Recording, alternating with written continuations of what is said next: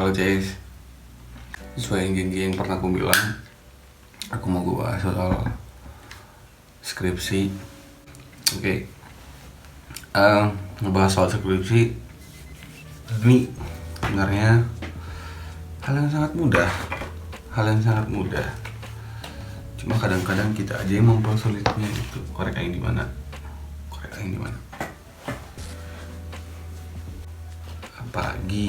Apalagi ya, kalau misalnya rasa malas itu udah datang. Rasa malas udah datang, ditambah circle atau teman-teman kita nggak mensupport, nggak ngedukung, ya udah skripsi nggak akan selesai gitu. Karena jujur pergaulan itu sangat-sangat mempengaruhi pola pikir kita. Jadi ya kalau teman-teman kita pemalas semua,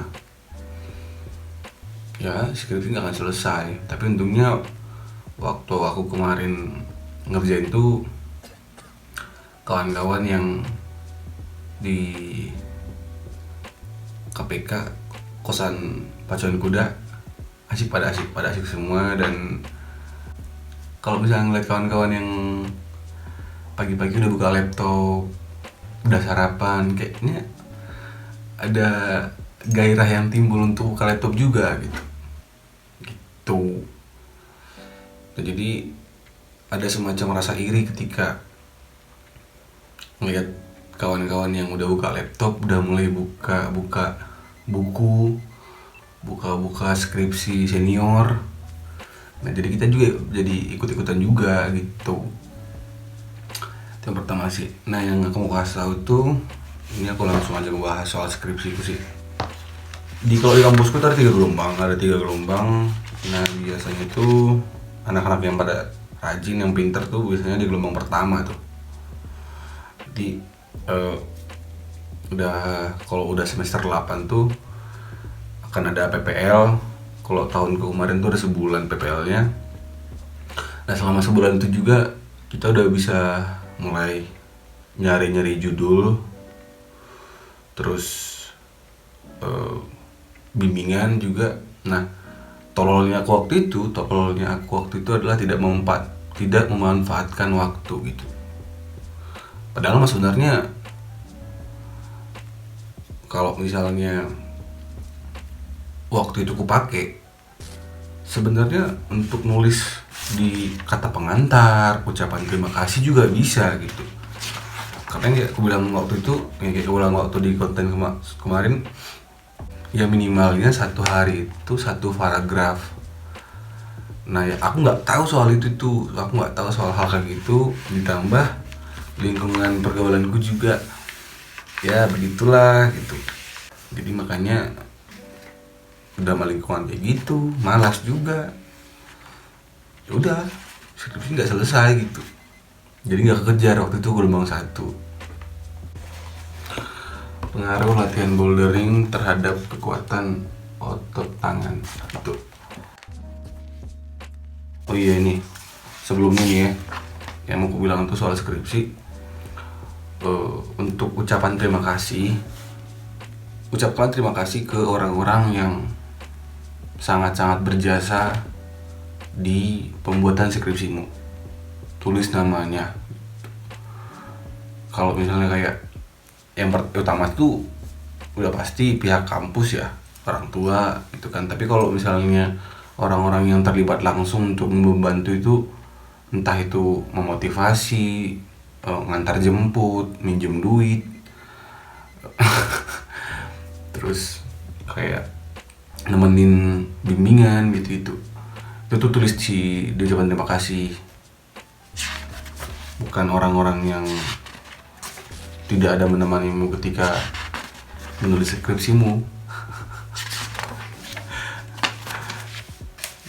Udah moto, habis itu langsung abstrak, langsung daftar isi. Nah, di bagian daftar isi itu ada latar belakang penelitian, rumusan masalah, pembatasan masalah, tujuan penelitian, manfaat penelitian. Nah, manfaat juga ada dibagi lagi ada 2 sub lagi, manfaat teoritis sama praktis, sama terakhir itu struktur organisasi penelitian. Nah, latar belakang penelitian itu ya apa yang mendasari kau mau bikin tulisan ini gitu, penelitian ini, kenapa, masalahnya apa gitu. Karena kalau kata Kak Pateri itu, masalah itu adalah ketika kenyataan tidak sesuai, hal yang ketika perencanaan tidak sesuai dengan kenyataan gitu. Kalau nggak salah gitu sih katanya, ya gitu-gitulah. Pokoknya hal yang sudah direncanakan itu nggak sesuai sama kenyataan gitu, itu masalah gitu. Jadi latar belakang itu masalah apa yang kau ambil di penelitianmu, terus rumusan masalahnya kayak kemarin aku bilang, rumusan masalah di kampus gitu minimalnya 2. Terus pembatasan masalahnya ini adalah kau punya cakupan tersendiri yang nantinya nggak akan ditanyakan oleh dosen penguji. Jadi ini menurut pribadi ya. Jadi pembatasan masalah itu, kalau misalnya kayak aku sendiri, pengaruh latihan bouldering terhadap kekuatan otot tangan gitu. Nah, nantinya pembatasan masalahku itu ya hanya mencakup tentang kekuatan otot tangan, olahraga bouldering gitu, nggak akan mencakup ke jari-jari itu, dan hanya otot tangan doang gitu kan. Kalau nggak salah nih, bentar aku coba buka.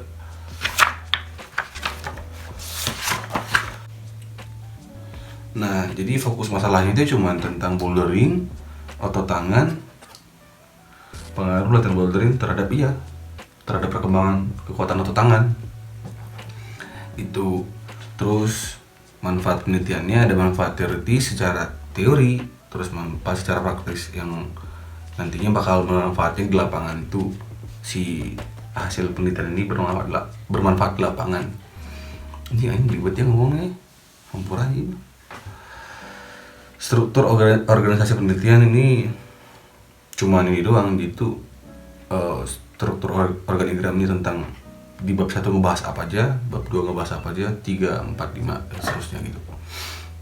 Nah, di kajian pustaka, kalau di kampusku dosenku ya bilang kajian pustaka, ada yang bilang kajian teori juga, beda-beda sih tergantung dospem sama kampus.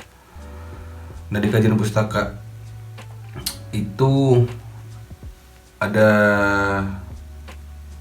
5 yang gue bahas di situ.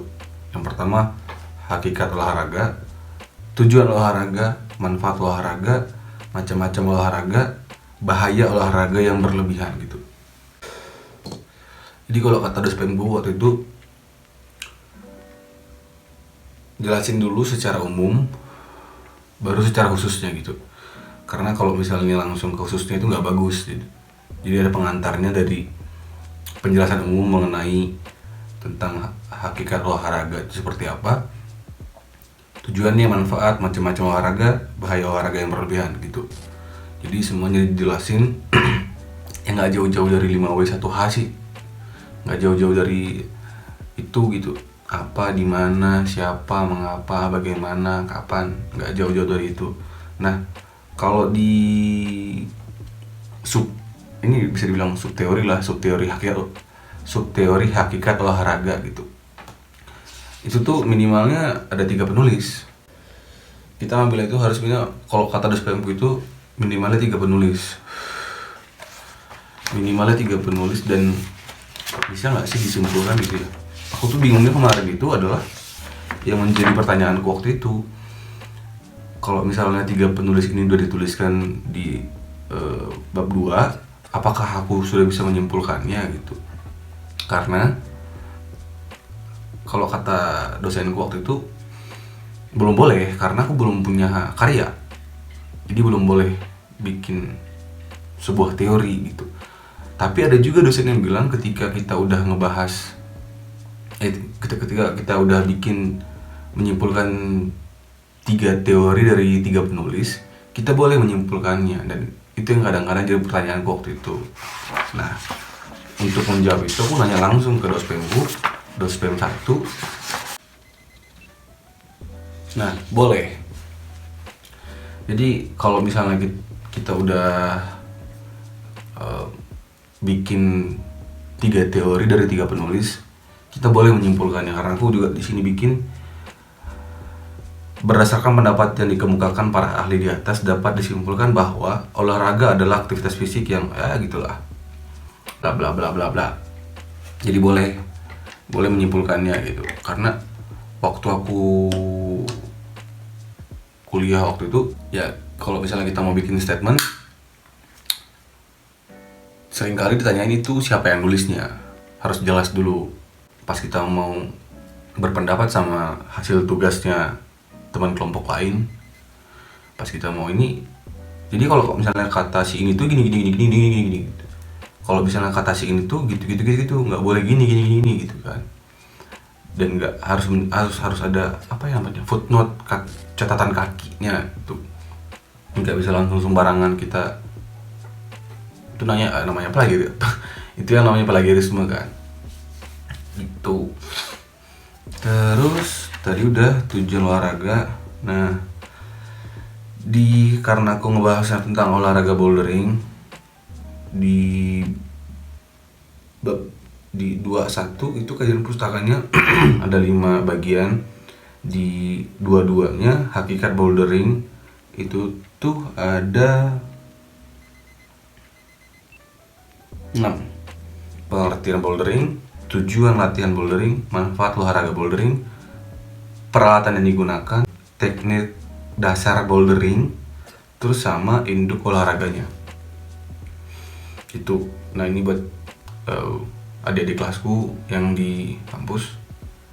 Itulah yang bisa jadi bahan referensi kalian nanti.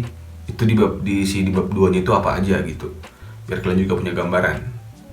Tadi pengertian bouldering, tujuan latihan bouldering, manfaat olahraga bouldering, peralatannya apa aja dipakai, teknik dasarnya, sama induk olahraganya.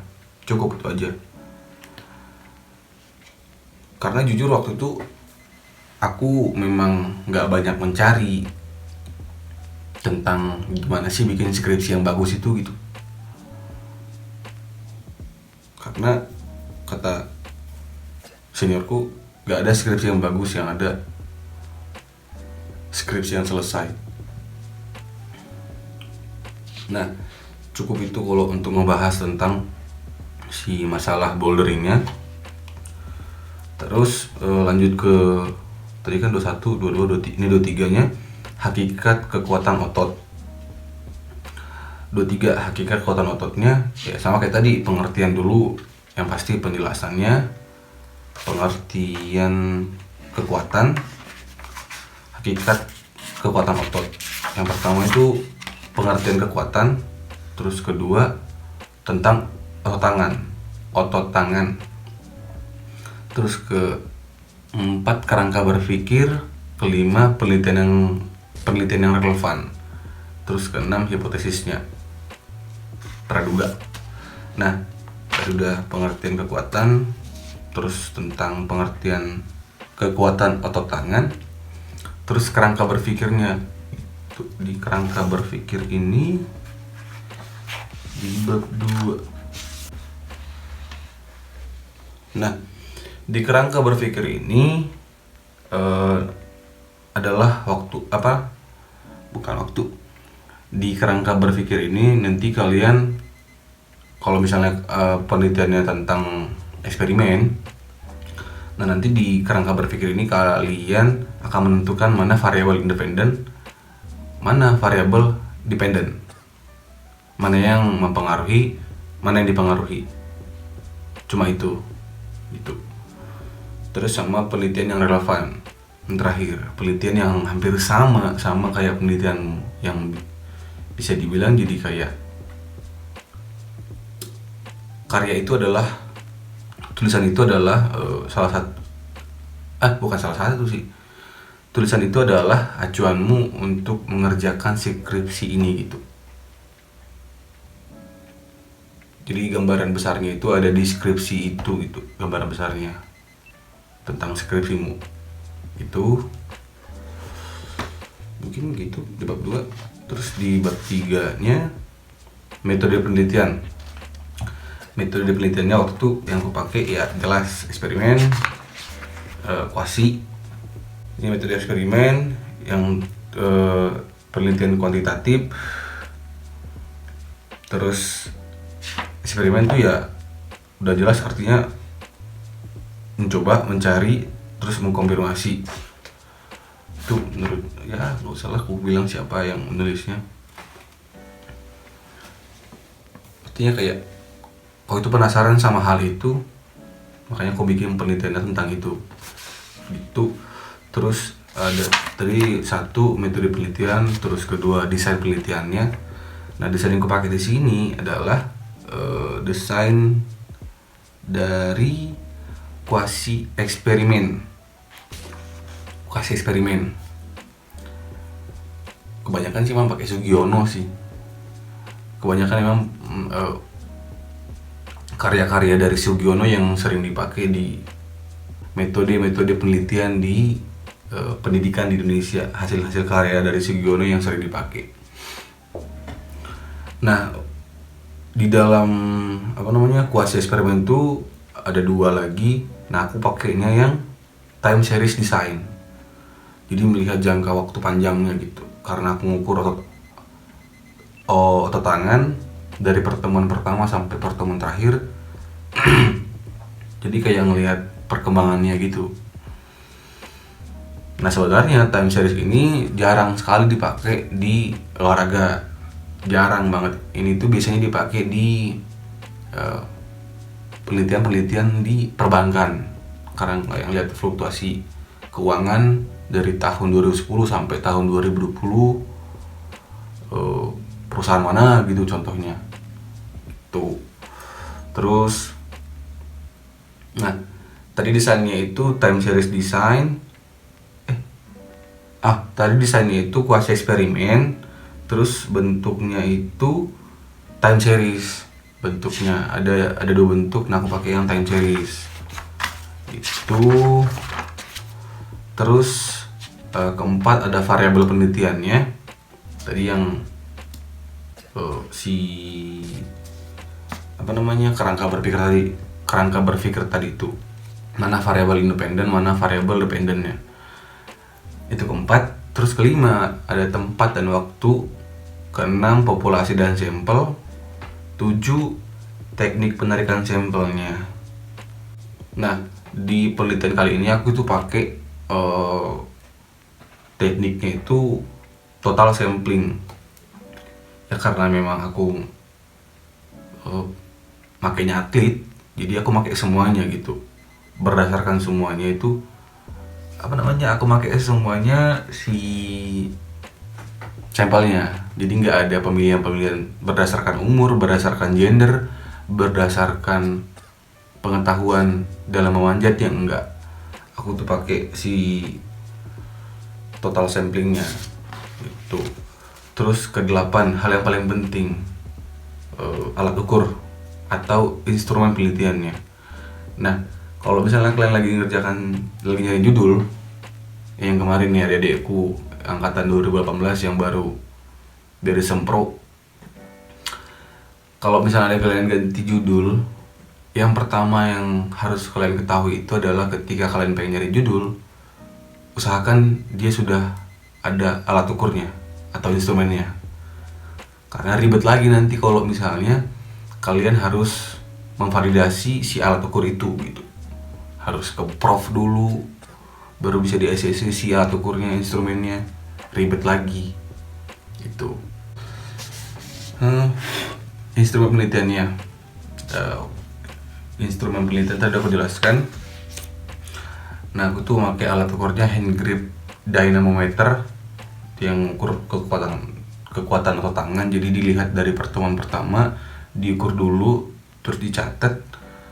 Terus di pertemuan 3, 5, 7, 9 itu dilihat lagi si besaran angkanya apakah berubah apa enggak. Tuh. Terus langsung ke teknik pengumpulan data. terus di teknik pengumpulan data juga ada alat apa yang kita pakai, sama terakhir pelaksanaan. Udah. Nah, di beberapa dosen tuh ada beberapa tipe dosen yang ada yang perlu menjelaskan apa aja yang dilakukan selama pertemuan 1, 2, 3, 4 sampai pertemuan terakhir. Ada juga yang enggak perlu menjelaskan, beda-beda sih. Nah, aku termasuk yang menjelaskan. Jadi dijelasin di sini di sini nih. Ini pertemuan pertama, 2, 3, 4. Semuanya dijelasin berapa orang yang hadir, ada kendala hujan apa enggak karena memang di outdoor. Penelitiannya itu dijelasin di sini semua gitu. Nah, kalau di eksperimen itu memang agak ribet, agak lama. Ada proses pengambilan pretestnya, itu pengambilan data awal, baru dikasih treatment, dikasih perlakuan, sama pengambilan data post test sesudah perlakuan tadi. Kalau misalnya nggak ada perubahan, nggak mungkin nggak ada perubahan, tapi mungkin aja gitu. Kalau misalnya ada kendala kecelakaan, itu bisa aja terjadi gitu. Nah, hal-hal itu tuh yang dijelasin di skripsi itu. Kalau misalnya sampelnya ada 16 atau 18, terus dalam pelaksanaannya ada yang sakit atau cedera kecelakaan gitu, itu tuh dijelasin. Hal-hal kayak gitu tuh yang kadang-kadang pikirkan terlalu jauh gitu, padahal sebenarnya nggak perlu dipikirkan. Jalanin aja gitu. Tinggal ngambil data aja tuh, nggak usah mikirin yang jauh-jauh gitu. Nah, aku tuh kadang-kadang mikirnya ke sana. Gimana kalau misalnya pas tengah jalan penelitian ini ada yang sakit, ada yang cedera gitu, pas lagi ngambil data.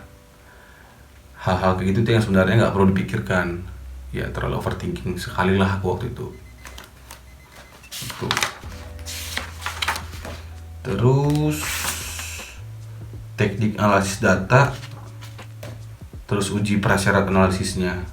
Uji apa yang dipakai? Aku waktu itu cuma pakai uji normalitas, uji homogenitas, sama uji hipotesis. Cukup, itu aja. Terus di bab 4 itu ada temuan dan pembahasan. Kita di bab 4 ini cukup banyak yang dibahas ya. Ada temuan penelitiannya, terus deskriptif data penelitiannya, hasil data pretest itu kita jelasin semua. Hasil datanya rata-rata pas kita ambil hasil rata-rata tiap orangnya keseluruhannya normal apa enggak, karena memang di alat hand grip dynamometer itu sudah canggih lah, jadi kalau misalnya umur sekian, umur 16 tahun laki-laki, itu normalnya itu adalah 48 kg contohnya dalam sekali genggaman. Nah, kalau misalnya nggak mencapai itu nggak normal, udah langsung ada di dalam alat itu gitu. Itu sih enaknya, waktu itu aku udah langsung dapat instrumen yang emang udah baku, jadi nggak perlu lagi validasi dari profesor waktu itu gitu.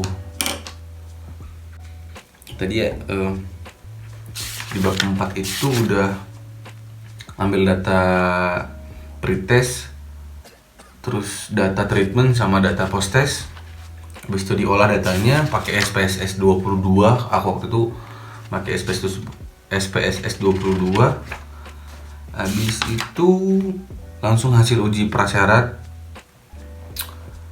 Ada uji normalitas, uji homogenitas, hasil uji peningkatan rata-rata, sama pembahasan.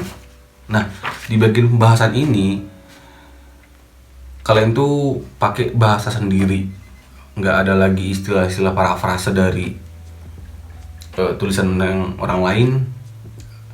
Di pembagian pembahasan ini ya benar-benar kalian tuh ngetik apa yang udah kalian dapatkan selama kalian ngerjain gitu. Habis itu udah langsung simpulan, implikasi, dan rekomendasi. Ya, gitu aja sih soal skripsi kali ini. Semoga apa yang udah aku bilang, yang udah aku jelaskan di video kali ini, semoga bermanfaat untuk kalian. Semangat mengerjakan skripsi dan selesaikan apa yang udah kamu mulai sih. Gitu. Sampai ketemu di video selanjutnya.